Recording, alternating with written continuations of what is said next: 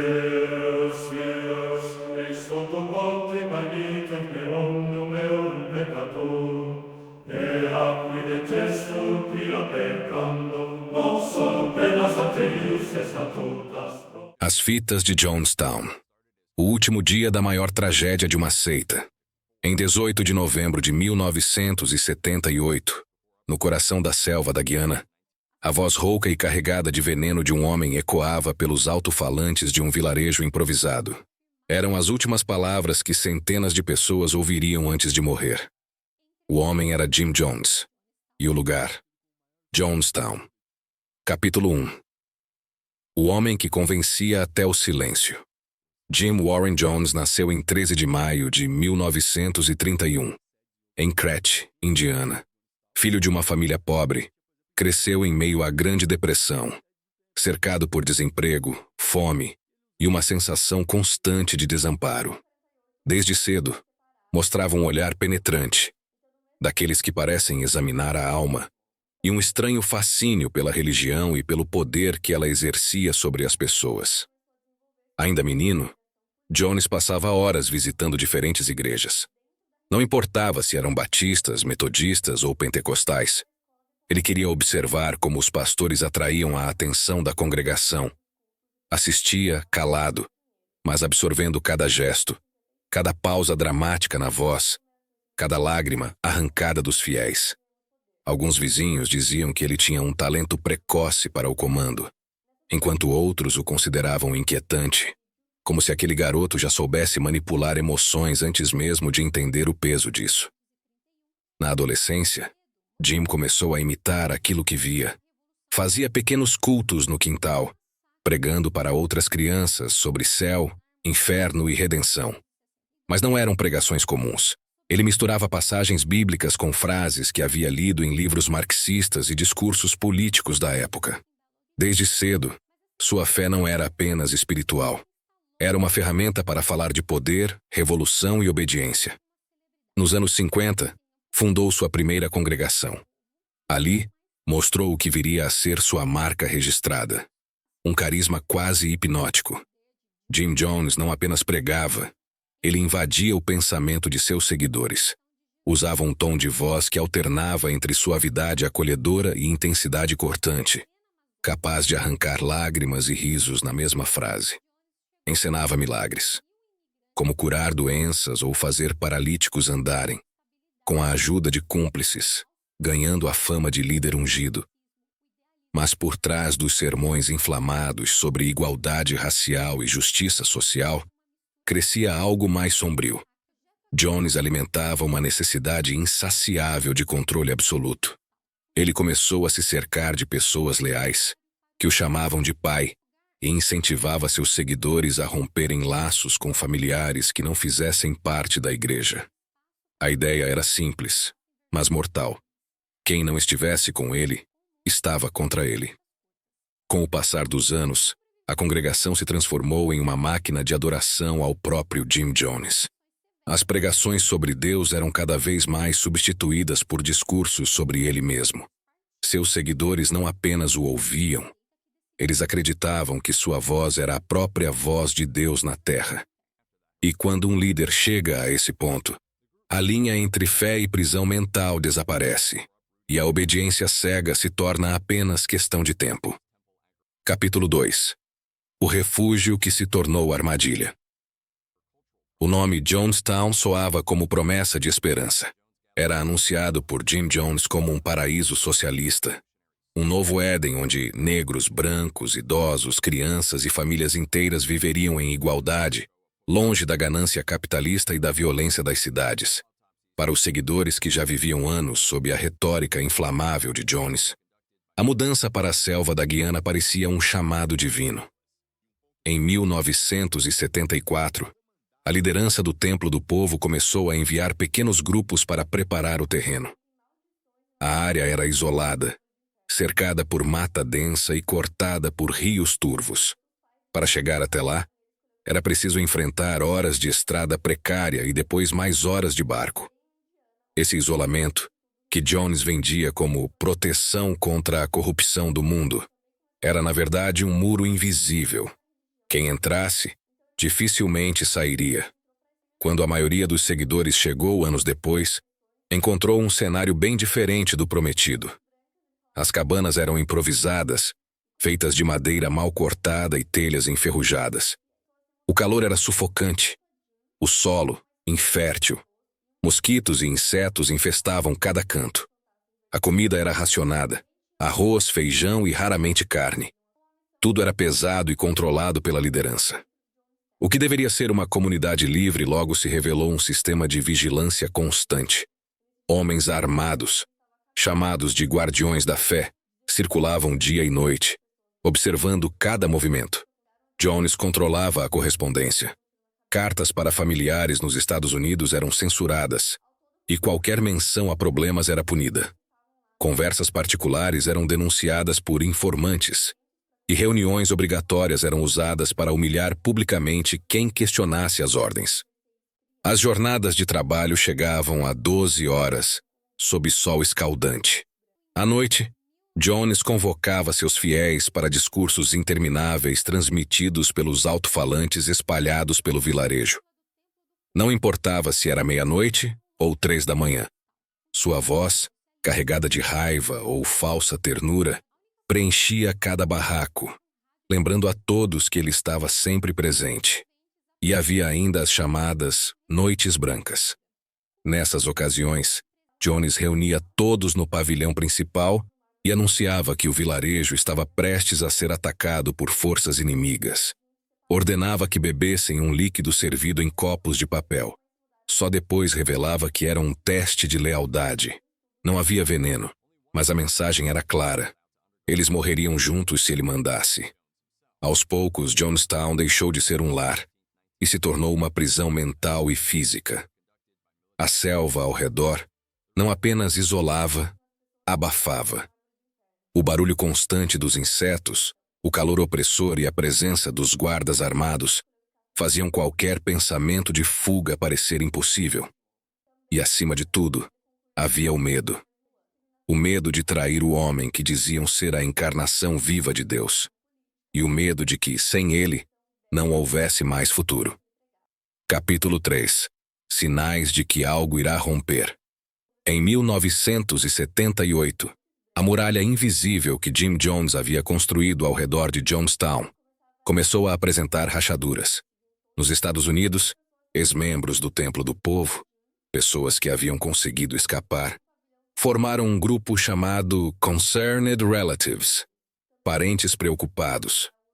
Eles levavam consigo histórias que soavam inacreditáveis: castigos físicos, isolamento forçado, confisco de documentos e até relatos de abusos sexuais cometidos pelo próprio Jones. Muitos americanos simplesmente não acreditavam. Para eles, o Templo do Povo era apenas mais uma comunidade religiosa excêntrica.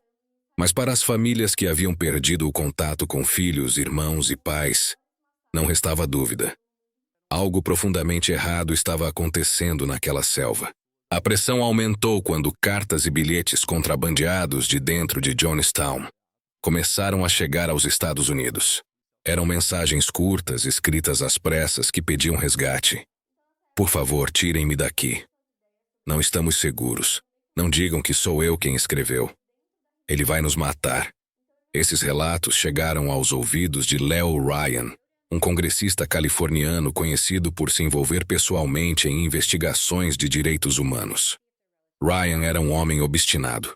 Tinha o hábito de ir até o local das denúncias, conversar com as vítimas e tirar suas próprias conclusões. Ao ouvir sobre Jonestown, decidiu que não ficaria nos gabinetes de Washington esperando relatórios. Ele iria até a Guiana, olhar nos olhos de Jim Jones e descobrir a verdade.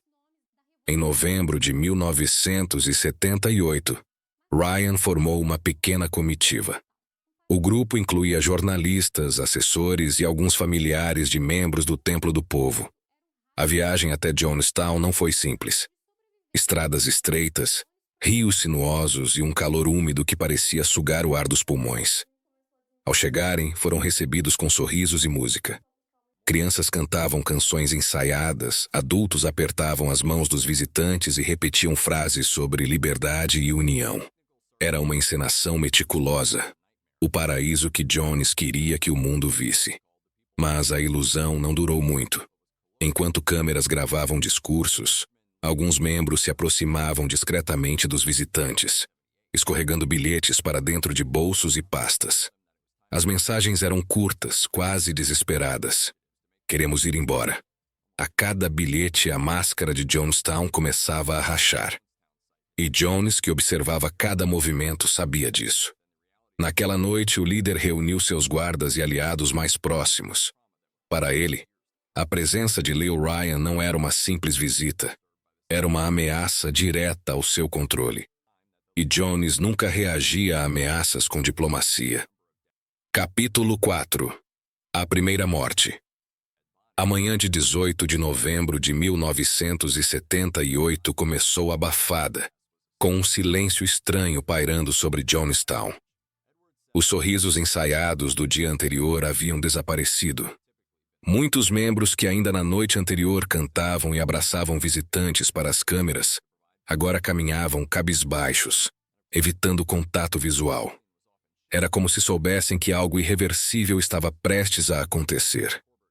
Leo Ryan e sua comitiva, após conversas tensas, confirmaram a saída de 15 pessoas. Eram famílias e indivíduos que, mesmo aterrorizados, haviam decidido arriscar a fuga. O anúncio foi feito diante das câmeras, mas o ar no pavilhão principal se tornou pesado, como se cada palavra de Ryan fosse um golpe no ego de Jim Jones. O líder sorriu, mas seu olhar endureceu.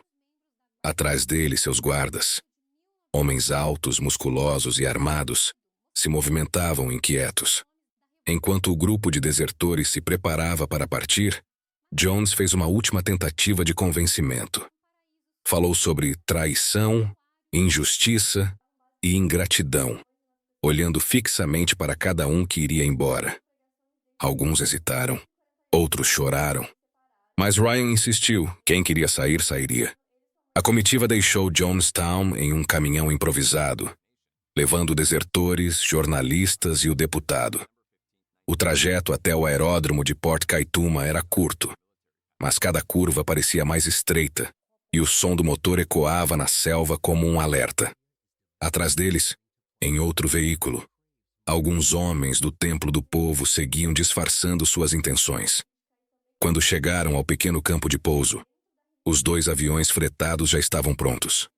As malas eram carregadas apressadamente.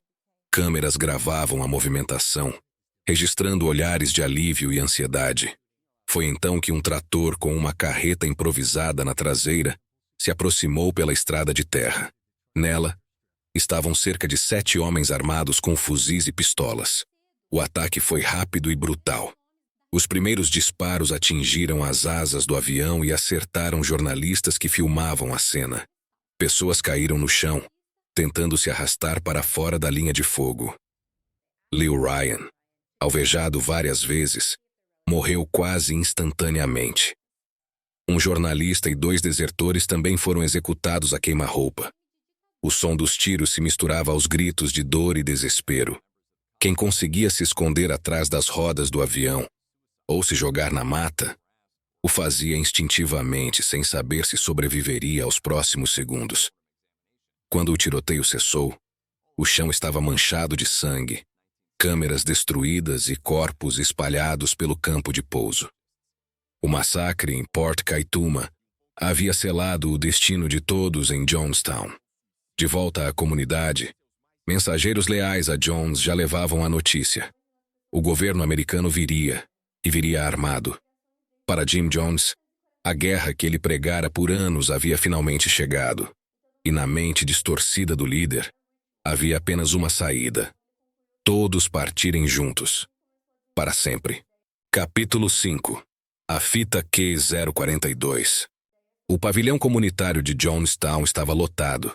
Mais de 900 pessoas se reuniam sob o teto de madeira, enquanto alto-falantes chiavam com a voz arrastada de Jim Jones. Era a gravação que ficaria conhecida como Fita Q042, o registro sonoro mais perturbador de um massacre coletivo. Jones não gritava. Sua voz era grave, cansada, mas carregada de uma autoridade absoluta, como se cada palavra fosse uma sentença. Meus filhos, chegou a hora. O mundo lá fora está nos esperando com armas. Eles vão destruir este lugar. Vão nos humilhar. Vão matar nossos pequenos. Não vale a pena viver no mundo que virá. O ar no pavilhão era denso, pesado. Pessoas choravam baixinho, outras olhavam para o chão, como se tentassem se convencer de que aquilo era inevitável.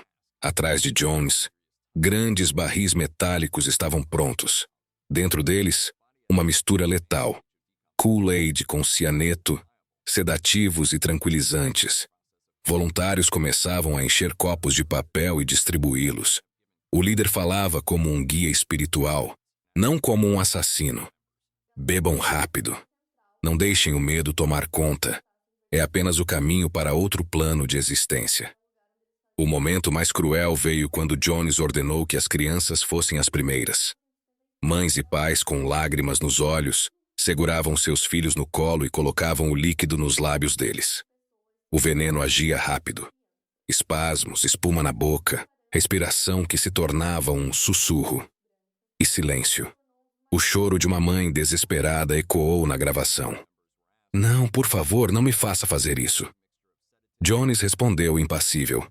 Parem com esse barulho histérico. Sejam fortes, sejam dignos. Enquanto mais copos eram entregues, a fita registrava gritos que se transformavam em gemidos e depois em silêncio. Alguns tentaram resistir. Houve tumulto em um canto do pavilhão, mas guardas armados impediram qualquer tentativa de fuga. Jones, percebendo a tensão, insistia. Isso não é suicídio. É um ato revolucionário. Estamos mostrando ao mundo que não nos rendemos. Nos últimos minutos da gravação, a voz de Jim Jones começa a enfraquecer. Ao fundo, o som do corpo humano em colapso. Quedas surdas no chão, respirações ofegantes e o silêncio que crescia como uma sombra. Ele encerra com uma frase que arrepia até hoje. Pais, filhos, irmãos, irmãs, nós fomos bons. Vamos para um lugar melhor, abram suas asas e voem. Depois a fita termina. Mas o que ficou gravado ali não foi apenas o som da morte. Foi o som de uma obediência tão profunda que anulou o instinto mais básico do ser humano: sobreviver. Capítulo 6. O silêncio na selva. Quando as autoridades guianenses, acompanhadas por militares americanos, finalmente abriram caminho pela selva até Jonestown, o ar estava pesado, quase sólido. O calor tropical parecia colar na pele, mas o que realmente sufocava não era a umidade. Era o cheiro. Um odor acre, adocicado e nauseante, denunciava que a morte havia chegado antes deles. O pavilhão principal, que um dia fora o centro das reuniões e pregações, agora era um campo de corpos. Homens, mulheres, crianças e bebês jaziam lado a lado, alguns abraçados, outros com as mãos entrelaçadas. A maioria estava de bruços, os rostos voltados para a terra batida, como se quisessem se esconder da morte. Roupas coloridas contrastavam com a palidez dos corpos e o tom marrom avermelhado da poeira. Copos de papel amassados e barris vazios ainda estavam espalhados pelo chão. Vestígios da bebida que selara o destino de todos. O silêncio era absoluto, quebrado apenas pelo zumbido dos insetos e pelo estalar distante de galhos na mata.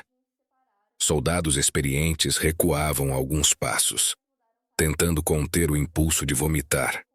Jornalistas que acompanhavam a equipe de resgate abaixavam as câmeras, incapazes de continuar filmando.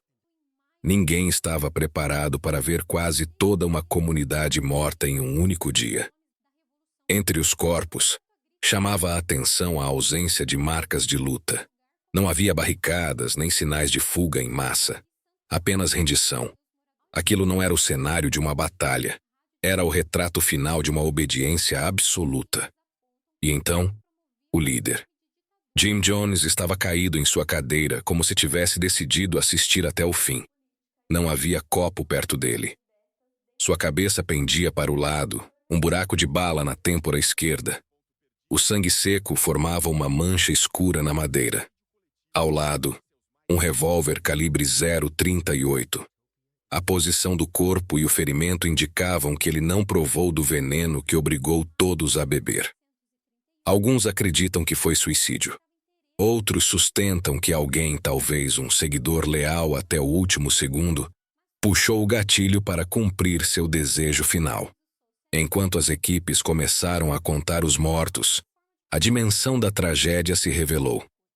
918 pessoas, incluindo mais de 300 crianças. O silêncio que pairava sobre Jonestown não era apenas o silêncio da morte. Era o silêncio da selva absorvendo o grito coletivo de um povo que acreditou, até o último instante, que estava fazendo a coisa certa. Capítulo 7. O eco que não morreu. Mesmo décadas após o massacre, o nome Jonestown continua a gelar a espinha de quem ouve sua história. O silêncio da selva, a cena de corpos espalhados e o som da fita Q042 permanecem como testemunhos de uma obediência tão extrema que nenhum ser humano deveria jamais experimentar. O massacre não terminou apenas com a morte física de 918 pessoas. Ele deixou marcas psicológicas profundas em sobreviventes, familiares e até mesmo na consciência coletiva do mundo. Cada relato de ex-membro resgatado, cada carta encontrada nos Estados Unidos, revelava como uma mente carismática e manipuladora poderia anular a razão, o medo e o instinto mais básico de preservação. Jim Jones não apenas liderou uma seita, ele criou uma prisão invisível dentro da mente de centenas de pessoas. Seus seguidores acreditavam que a morte era um ato de libertação, e muitos não resistiram à pressão coletiva. Pais entregaram filhos, irmãos entregaram irmãos, e comunidades inteiras aceitaram um destino sangrento sem reação. O que as fitas revelam é ainda mais aterrorizante. Não havia gritos de revolta, apenas o som do silêncio sendo imposto. Era a confirmação de que a obediência cega, quando cultivada por anos de doutrinação, pode se tornar mais letal que qualquer arma. Hoje, Jonestown é lembrada como o maior suicídio coletivo da história moderna. Mas a lição que fica vai além das estatísticas. Ela alerta para os perigos de líderes que prometem salvação, mas exigem entrega total. Líderes que usam carisma, medo e amor distorcido para manipular vidas. E enquanto a selva da Guiana engole lentamente o que restou das construções de Jonestown, o eco da voz de Jones continua a assombrar o mundo. Nas gravações, nas histórias, nos livros e nas memórias daqueles que sobreviveram. E daqueles que nunca esquecerão o que significa entregar-se totalmente a um homem que se dizia divino. A história de Jonestown é sombria, real e aterrorizante. Ela nos lembra que a fé, quando usada como ferramenta de manipulação, pode destruir famílias, comunidades e até mesmo almas. E, acima de tudo, nos força a refletir sobre o que significa confiar cegamente em quem promete salvar você, enquanto secretamente conduz à morte. Se você chegou até aqui, agradecemos profundamente por dedicar seu tempo para conhecer uma das histórias mais sombrias da humanidade. Jonestown não é apenas uma tragédia do passado. É um alerta para o presente. Se você quer continuar explorando casos reais que desafiam a mente, a fé e a coragem humana, inscreva-se agora no NewsWeb Doc e ative o sininho para não perder nenhuma investigação. Curta, compartilhe e deixe seu comentário. Queremos saber o que você achou dessa história, suas teorias e reflexões. Cada inscrição, cada comentário e cada compartilhamento ajuda a espalhar a verdade e a manter viva a memória de acontecimentos que jamais devem ser esquecidos. Aqui no NewsWeb Doc, revelamos o que outros preferem esconder. Até o próximo vídeo, onde a história mais sombria e real espera por você. Marston is at 40 minutes. You have to move, and the people that are standing there in the aisle go stay in the radio room yard, but everybody get behind the table and back this way, okay? There's nothing to worry about. Everybody keep calm and try and keep your children calm. And the older children can help love the little children and reassure them. Children aren't crying from pain. It's just a little bitter tasting, but they're not crying out of any pain. Annie McGowan, can I please see you back? I used to do before I came here.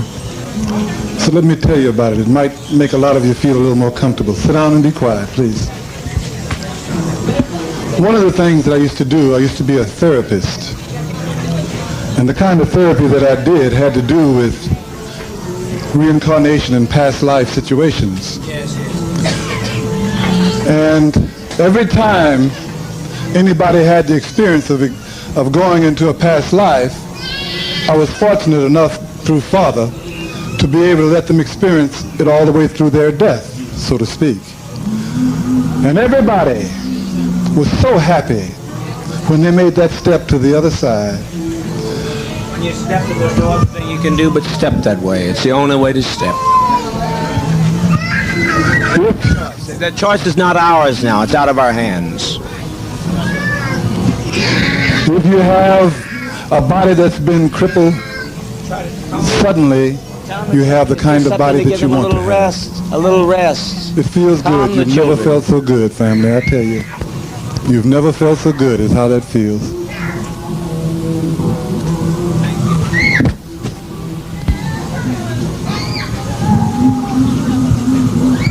And I do hope that those attorneys will stay where they belong and don't come up here.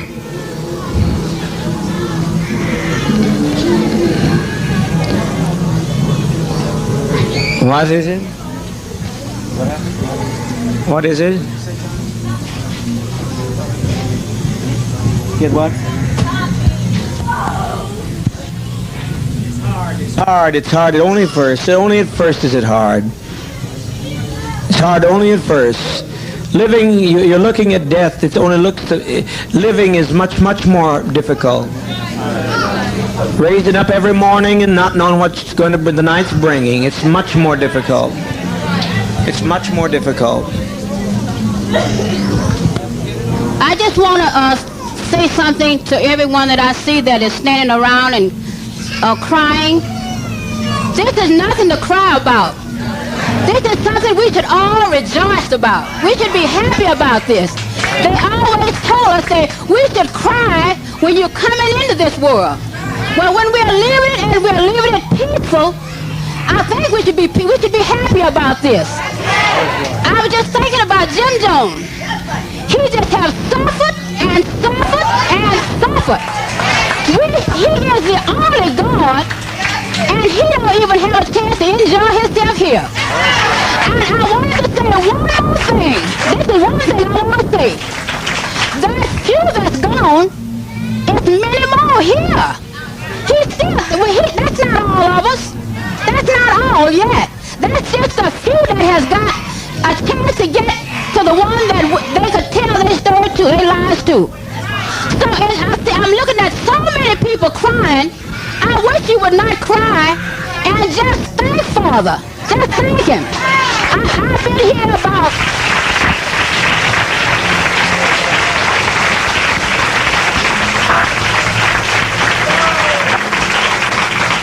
I've been here 1 year and 9 months, and I never felt better in my life, not in San Francisco, but until I came to Jonestown. I've enjoyed this life. I've had a beautiful life, and I don't see nothing for us to be crying about. We should be happy. At least I am. Let's sing a little thing.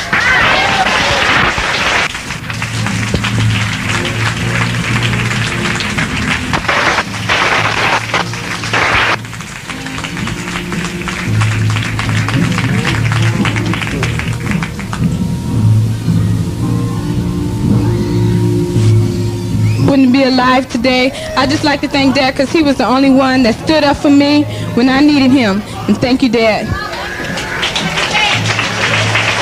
I'm glad you're my brothers and sisters, and I'm glad to be here. Okay. Please, for God's sakes, let's get on with it. We've lived as no other people have lived and loved. We've had as much of this world as you're going to get. Let's just be done with it. Let's be done with the agony of it. It's far, far harder to have to watch you every day die slowly. And from the time you're a child to the time you get gray, you're dying.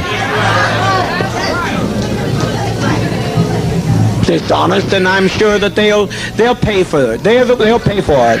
This is a revolutionary suicide. This is not a self-destructive suicide. So they'll pay for this. They brought this upon us, and they'll pay for that. I leave that destiny to them.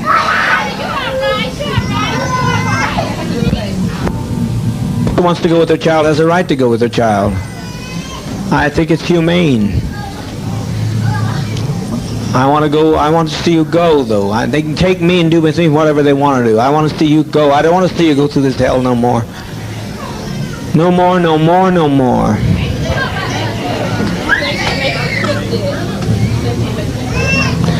We're trying. If everybody will relax. The best thing you do to relax, and you'll have no problem. You'll have no problem with the thing if you just relax. The children here a great deal because of Jim Jones. And the way the children are laying there now, I'd rather see them laid like that than to see them have to die like the Jews did, which was pitiful anyhow. And I'd just like to thank Dad for giving us life and also death. And I appreciate the fact the way our children are going. Because like Dad said, when they come in, what they're going to do to our children, they're going to massacre our children. And also the ones that they take captured, they're going to just let them grow up and be dummies like they want them to be, and not grow up to be a socialist like the one and only Jim Jones. So I'd like to thank Dad for our opportunity for letting Jonestown be not what it could be, but what Jonestown is. Thank you, Dad. It's not to be feared. It is not to be feared. It's a friend. It's a friend. You're sitting there. Show your love for one another.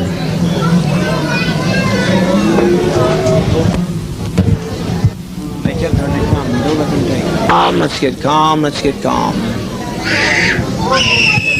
To us, we had nothing we could do. We can't separate ourselves from our own people.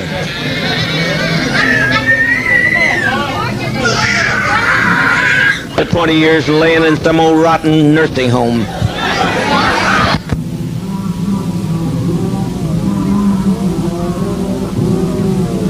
Taking us through all these anguish years. They took us and put us in chains, and that's nothing. There's no comparison to that, to this. They've robbed us of our land, and they've taken us and driven us, and we tried to find ourselves. We tried to find a new beginning, but it's too late. You can't separate yourself from your brother and your sister. No way I'm going to do it. I refuse. I don't know who fired the shot. I don't know who killed the congressman. But as far as I'm concerned, I killed him. You understand what I'm saying? I killed him. He had no business coming. I told him not to come. Right.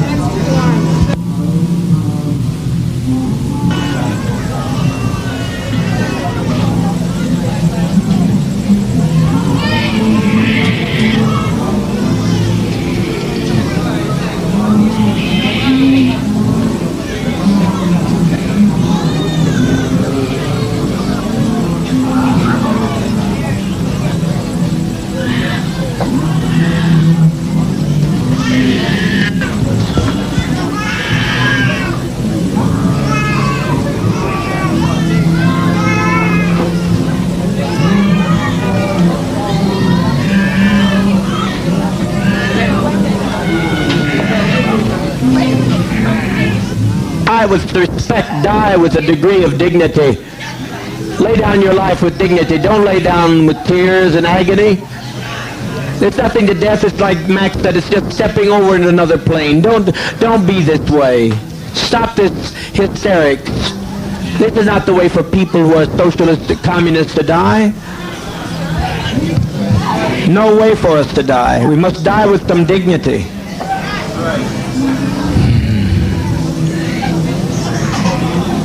Soon we'll have no choice. Now we have some choice. You think they're going to allow this to be done and allow us to get by with this? Must be insane. Children, it's just something to put you to rest. Oh, God.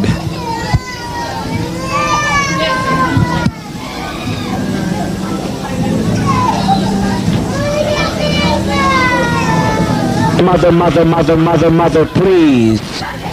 Mother, please, please, please, don't do this, don't do this. Lay down your life with your child, but don't do this.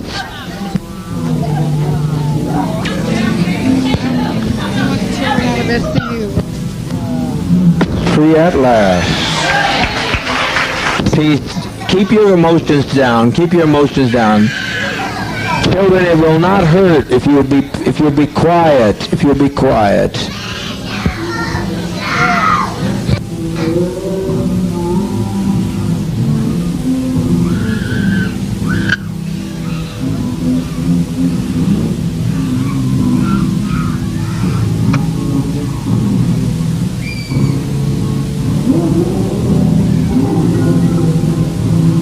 It's never been done before, you say. It's been done by every tribe in history, every tribe facing annihilation. All the Indians of the Amazon are doing it right now. They refuse to bring any babies into the world. They kill every child that comes into the world because they don't want to live in this kind of a world. So be patient, be patient. Death is, I tell you, I don't care how many screams you hear, I don't care how many anguished cries. Death is a million times preferable to 10 more days of this life. If you knew what was ahead of you, if you knew what was ahead of you, you'd be glad to be stepping over tonight. Death is common to people. In the Eskimos, they take death in their stride. Let's be dignified. Let's be dignified. If you'll quit telling they're dying, if you adults would stop some of this nonsense, adults, I call on you to stop this nonsense.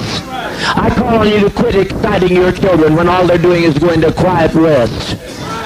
I call on you to stop this now. If you have any respect at all, are we black, proud, and socialist, or what are we? Now stop this nonsense. Don't carry this on anymore. You're exciting your children. All over, and it's good. No sorrow that it's all over. I'm glad it's over.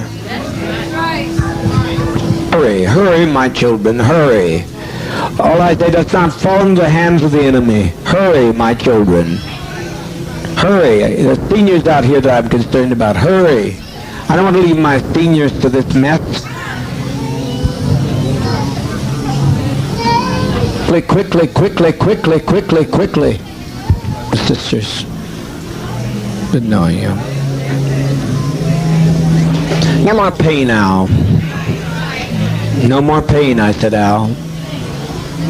No more pain. Jim Cobb is laying on the airfield dead at this moment. Remember the Oliver woman said she'd come over and kill me if her sons wouldn't stop her. These are the people, the peddlers of hate. All we're doing is laying down our life. We're not letting them take our life. We're laying down our life. We're seeking their lives. We just want peace. All I'd like to say is that my so-called parents was filled with so much hate. Stop this crying, hollering. And treachery. I think you people out here should think about how your relatives was and be glad about that the children are being laid to rest. And all I like to say is I thank Dad for making me strong to stand with it all and make me ready for it. Thank you. Talking to them, all they're doing is taking a drink to go to sleep. That's what death is, sleep. I'm tired of it all. Loving thing he could have ever done, the most loving thing all of us could have done, And it's been a pleasure walking with all of you in this revolutionary struggle. No other way I would rather go than give my life for socialism, communism. And I thank Dad very, very much. That Dad's love and mercy and goodness and kindness and bringing us to this land of freedom. His love, his mother was the advance guard to socialism. And his love and his mercy should go on forever, on to the fields. Where's the vat? Where's the vat with the green seas? Love should go on forever to the fields of time. And thank you, Dad. The vat with the green sea in, please. Bring it here so the adults can begin. Beg you, don't fail to follow my advice. You'll be sorry. You'll be sorry. That we do it than that they do it. Just trust you. You have to step across. We used to sing this world's not our home. Well, it sure isn't. As we were saying, it sure wasn't. He doesn't want to tell him. All he's doing, if they will tell him, assure these children. Some people assure these children of the relaxation of stepping over to the next plane. We've set an example for others. We've set 1,000 people who say we don't like the way the world is. You stop. Take our life from us. We laid it down. We got tired. We didn't commit suicide. We committed an act of revolutionary suicide protesting the conditions of an inhumane world.